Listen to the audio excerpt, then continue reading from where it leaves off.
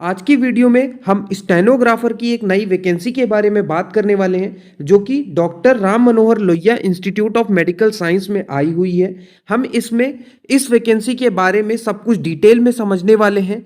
कब इसका form start होगा, क्या इसकी एलिजिबिलिटी है, सब कुछ स्टेप बाय स्टेप समझने वाले हैं। तो वीडियो को बिल्कुल कंप्लीट समझिएगा जिससे आपको इस वैकेंसी के बारे में कंप्लीट समझ में आ जाए। वीडियो को स्टार्ट करने से पहले अगर आपके कुछ डाउट्स हैं तो ये हमारा टेलीग्राम चैनल है, आप मुझे यहाँ पर डायरेक्ट मैसेज कर कर अपने डाउट्स पूछ सकते हैं।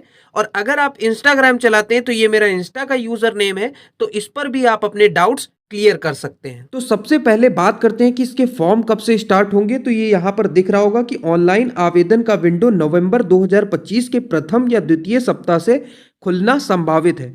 तो नवंबर के फर्स्ट या सेकेंड वीक से इसके फॉर्म स्टार्ट हो जाएंगे। आपको इसका फॉर्म भरने के लिए क्या क्या करना पड़ेगा, तो सबसे पहले कैंडिडेट को अपना रजिस्ट्रेशन करना पड़ेगा। देन उसके बाद जो भी फॉर्म का रिमेनिंग पार्ट है उसको फिल करना पड़ेगा, अपनी फोटो अपलोड करनी पड़ेगी, सिग्नेचर अपलोड करनी पड़ेगी और जो भी डॉक्यूमेंट मांगे जाएंगे उसको अपलोड करना पड़ेगा। देन उसके बाद फॉर्म की फी का पेमेंट करना पड़ेगा और फॉर्म को सबमिट करना पड़ेगा।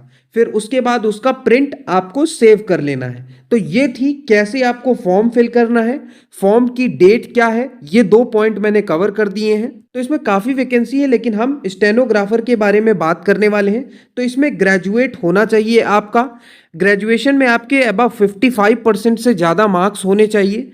उसके बाद जो स्किल टेस्ट होगा वो 80 WPM पर होगा, हिंदी और इंग्लिश दोनों में होगा।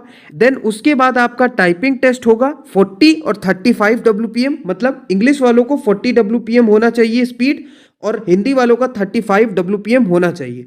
और आपका जो कंप्यूटर नॉलेज टेस्ट होगा।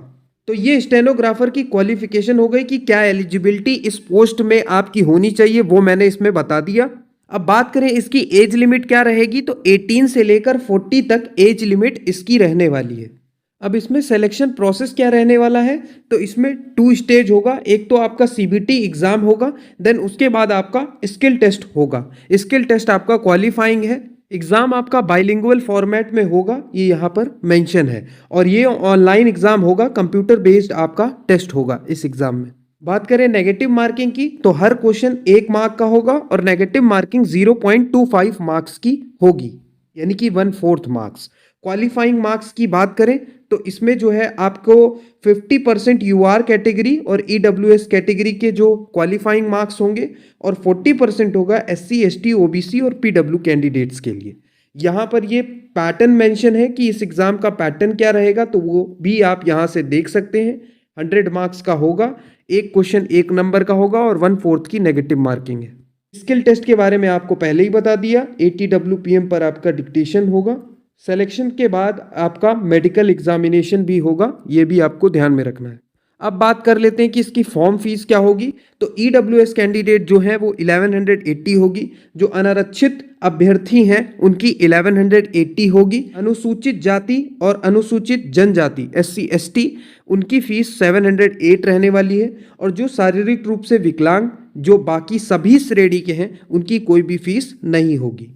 अब बात करते हैं कि इसमें जो टोटल नंबर ऑफ वैकेंसी है वो कितनी रहने वाली है। तो इसमें जो टोटल नंबर ऑफ वैकेंसी है वो 24 है। लेवल 4 की ये जॉब है जिसमें UR की 11 है, OBC की 6 है, SC की 5 है, ST की कोई वैकेंसी नहीं है और EWS कैटेगरी की 2 है। मतलब इसमें टोटल 24 नंबर ऑफ वैकेंसी है। तो इस वैकेंसी को लेकर मैंने सारे डाउट्स आई होप आपके क्लियर कर दिए हैं। 1 बाय 1 मैंने सारे पॉइंट्स इसमें कवर कर दिए हैं। अगर कोई पॉइंट छूटता है तो आप कमेंट बॉक्स में कमेंट कर देना, मैं उसका सलूशन वहीं पर आपको बता दूंगा। तो अगर आपको ये वीडियो अच्छा लगा है तो वीडियो को लाइक जरूर कर देना, चैनल पर नए हो तो सब्सक्राइब कर देना, क्योंकि ऐसी हेल्पफुल वीडियो मैं आपके लिए इस चैनल पर लाता रहता हूँ।